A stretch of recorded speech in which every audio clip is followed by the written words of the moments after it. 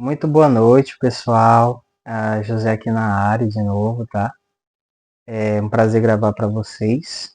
E hoje eu queria trazer uma reflexão um pouco interessante sobre uma situação que aconteceu comigo hoje. Eu, como vocês sabem, eu vendo no momento lotes, casas, esse tipo de coisa. E esses dias teve um lançamento de alguns lotes de terra aqui na minha região. E aí eu fui fazer o processo de oferta, certo? Hoje foi o lançamento, esse dia que você está me assistindo, no caso. Não sei quando você vai me assistir. Mas hoje foi o lançamento e aí eu estava oferecendo, estava tendo uma blitz. Fica algumas meninas dançando no sinal, aquela coisa maravilhosa. E aí, lá no posto sentado, esperando para algum Uber, algum carro ali para poder abordar e falar sobre a venda e convidar a pessoa, obviamente com o intuito de venda, né? E aí um senhor que estava ali, dono da oficina mecânica, enfim, ele começou a falar de Deus para mim. Acho curioso, porque esses dias eu vi uma frase do acredito que seja do Nelson Gonçalves, que dizia que os idiotas no Brasil triunfarão não pela sua capacidade, mas pela sua quantidade, né? Não pela sua capacidade cognitiva, organizacional, o que quer que seja, mas sim pelo número que é enormemente grande. E aí é tão dito e feito que esse senhor ele começou a falar de Deus e como eu tenho um certo ranço de evangélicos, sabe? Por quê? E não gosto muito de católicos. Evangélicos, não todos, sempre tem as exceções, mas sua grande maioria são hipócritas e são pessoas escusas e completamente ridículas. Veja só, esse senhor começou a falar da Bíblia. Parece que para o evangélico, se você falar de Deus que não seja ali perante a Bíblia, perante aqueles escritos, até porque eu vi um desses vídeos do Rodrigo Santos, que é um teólogo que eu admiro demais, e ele nem é evangélico, nem é católico. E ele falava que a nossa Bíblia, ela tem uma tradução muito distante da tradução original. Ele lê, se eu não me engano, em aramaico, e ele disse que para você exprimir o sentido mais profundo do texto, você precisa recorrer à originalidade do texto. O texto traduzido para o português ele tem uma série de falhas. E a gente sabe que houve uma série de manipulações nos textos bíblicos para beneficiar a tal da Igreja Católica, não é? E aí, querido, o que é que acontece? Ele começou a falar de Deus na Bíblia e eu comecei a fazer alguns questionamentos porque ele dizia que eu comecei a colocar situações que eu vivi dentro da igreja. Eu vivi situações em que quase fui abusado dentro da igreja católica por uma pessoa que trabalhava lá, que é muito comum, não é? Porque a igreja católica é um antro de... aquela palavra lá, né? Pessoas que fazem coisas ruins com crianças. E o que acontece? Eu comentei com o padre e ele simplesmente disse, não, mas ele é um homem de família, ele jamais faria isso. Olha, sabe, ele é uma pessoa boa. Eu sei, ele é uma pessoa boa, né, que faz mal às criancinhas. Olha que bacana. E aí, a porcaria, a merda, que é essas malditas instituições já começam aí. E aí, o que acontece? Elas passam pano para esse tipo de imundice que acontece até dentro do Vaticano. E as malditas das igrejas evangélicas que só roubam dinheiro, que só existem como artifício de enriquecimento através daqueles pobres coitados, acham que estão salvos porque estão indo congregar naquelas garagens que se dizem igrejas. Essa é a realidade. Então, nosso Brasil é completamente um país de medíocres. Entenda bem isso. E aí ele veio me falar de Deus, sua visão completamente pobre e ignorante. Era um senhor de idade, então já se espera que um senhor de idade ele seja incapaz de conseguir ter uma reflexão mais aprofundada de coisas que estão que transcendem o seu tempo de vida. Geralmente essas pessoas têm uma visão muito fechada. Enfim, difícil conversar e até um pouco exaustivo. Mas eu tentei passar para ele algumas coisas e mesmo assim ele dizia que eu teria que cair do cavalo porque eu estava cauterizado. E aí no nível que eu estava, eu precisava cair do cavalo como São Paulo, para poder ter a visão da fé, ser salvo, pois só dois caminhos: aqueles que se salvarão.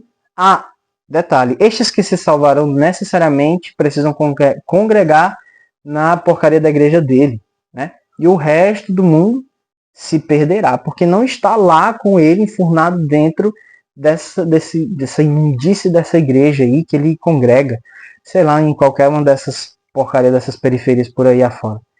Mas aí ele disse, né, que eu precisaria congregar para poder de fato ser salvo, porque senão estaria condenado ao inferno.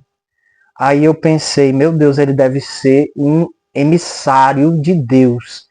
Deus em pessoa deve ter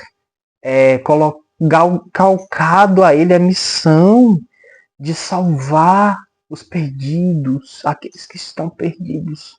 Oh, meu Deus. Eu fiquei, meu Deus, eu estou diante de um santo. Meu Deus. E aí você vê, né, meu irmão? Caralho. É um negócio assim que realmente você. Em alguns momentos deu vontade de rir. Porque eu perguntava assim: você é filho de Deus? Não, eu sou criatura. Eu não sou filho de Deus. Meu irmão, nós somos filhos no Filho. Quando Deus ele morreu por nós, ele nos reconectou ao gênero de Deus que havia sido destruído no Gênesis, certo? E aí Deus nos reconecta. E aí a partir daquele momento nós passamos a ser filhos por filiação legítima a Jesus. E nós passamos a ser co-herdeiros dos céus. Por que, Gilberto? Porque nós passamos a ter novamente a possibilidade de decididos, uma vez nós decididos, termos acesso à salvação. Mas o que me impacta é que muitos desses malditos evangélicos que tentam evangelizar as pessoas, porque melhor seria que ficassem calados e, uma vez calados, guardassem essa imundície para si mesmos, é que eles são um bando de hipócritas. Há uma coisa que Nietzsche falou, eu já abordei em outro vídeo. Esse tipo de gentalha aí cria Deus à imagem e semelhança deles. É esse Deus sempre mesquinho, pobre, julgador, condenador, danoso, que está lá na Bíblia, né? E nunca é um Deus, sabe? A gente vive numa sociedade tão destroçada, destruída, de tanta liquidez, que é realmente assim intangível que uma pessoa em pleno século XXI tem esses conceitos, sendo que cada vez mais as pessoas, os jovens, a sociedade estão caminhando para a destruição e aniquilação de si mesmos. Mas, não, você é adorador de imagens, não é? Porque você adora Maria. Você adora Maria, você é um adorador. Então é só isso que importa. Então veja, não importa o ser humano, não importa a sua alma, não importa o que está além. Importa apenas essa visão burra. É uma visão burra.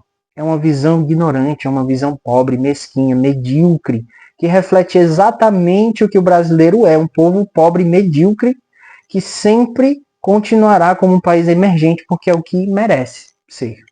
E é o que é, até hoje. Tá certo? Nunca saiu desse patamar.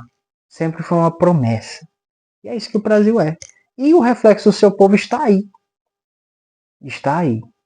E aí eu tentava dizer, não, meu irmão, mas não é bem assim. Deus é amor, Deus está em todas as coisas, nós somos igreja.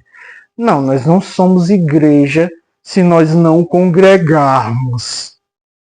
Ah, entendi. Então quer dizer que eu só sou igreja se eu estiver dentro daquelas paredes lá que você congrega? Então quer dizer que eu tenho que aceitar o teu Jesus só para satisfazer a tua vontade e só para que você se sinta bem, porque de alguma forma você está salvando, né, aquele que estava perdido. Oh, meu Deus! Então por isso eu tenho que aceitar o teu Jesus? Olha, me poupe, realmente me poupe. Me poupe de tanta ridicularidade, sabe? De tanta pobreza intelectual. Porque, veja, eu não sou obrigado a aceitar o Jesus que você criou. Eu não sou obrigado a aceitar o Jesus ditador ridículo que você criou, porque você de fato não conhece a Jesus. Jesus ele está em tudo. Quem diz isso era Santo Agostinho. Eu acho que esse rapaz nunca leu Santo Agostinho, mas ele dizia: o homem, quando ele se detém a contemplar a obra divina, ele contempla aí o Criador e pode, com toda certeza, a partir desta contemplação, encontrar a pessoa de Deus. E aí nós somos criados com uma centelha divina. Nós não temos como vir esse mundo se em nós não houver essa centelha, o sopro do Espírito. Então nós somos divinos. Nós somos Deus. Somos, cada um de nós, deuses. Como assim deuses, Gilberto? Porque em mim há fragmento do eterno. Eu não sou uma mera criação. Eu fui planejado desde toda a eternidade. Isso tem na Bíblia.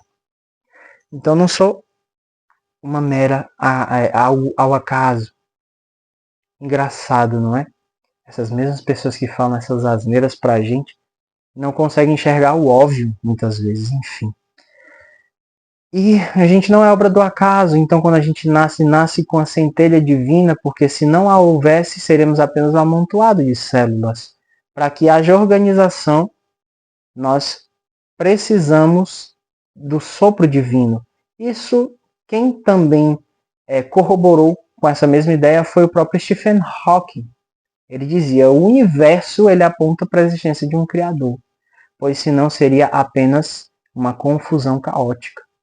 Então veja, nós nascemos já com Deus em nós. Deus está em nós, Ele é em nós e nós somos Deus. E quando morremos, voltamos a integrar aquilo que nós já somos. Então, muito mais do que tentar evangelizar de uma maneira completamente ridícula como essa, é buscar ser bom, fazer o bem. Porque muitas das vezes esses inúteis e imorais que estão tentando evangelizar quem quer que seja, não fazem bem aos seus próprios familiares. E de nada adianta estar dentro de uma igreja e ser uma pessoa vil como esta, um hipócrita. Porque da mesma maneira irás para o inferno.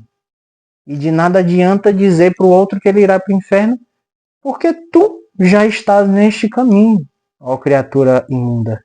Então é ridículo, completamente ridículo. Então, assim, procure antes de tentar evangelizar quem quer que seja, examine a si mesmo profundamente.